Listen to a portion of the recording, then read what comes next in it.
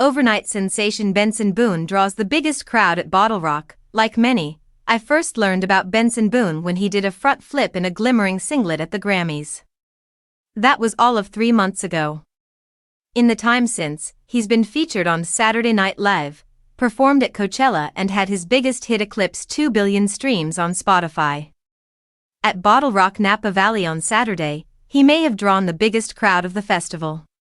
He certainly had the most flips, 8, by my count. Despite playing in the daylight at 6 p.m., Boone's audience was bigger than Green Day's, the previous night's headliner, and equal to, if not larger than, the crowd seeing Justin Timberlake, who went on stage 2 hours later.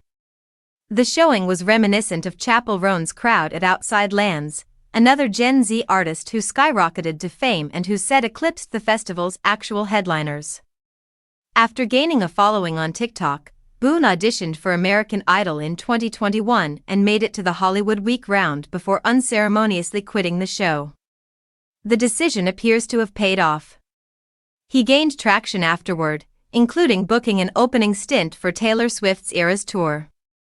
But between his 2024 mega-hit Beautiful Things and his viral 2025 Grammys appearance, the heartthrob has ascended to a new level of fame, with their attention split between the performers and the food and wine.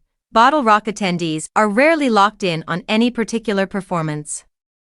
But from the first lines, and first back flip, of Boone's opening song Sorry I'm Here for Someone Else, the crowd was rapt. With his mullet, acid-wash jeans and a leather jacket that he'd quickly discard, Boone held the audience's attention for the duration of his 1-hour show. I admit I was a little perplexed how the 22-year-old became one of the biggest draws on the festival circuit seemingly overnight. It's not easy to do a backflip, but that doesn't mean it should become a defining feature of your personality. His persona is nothing new.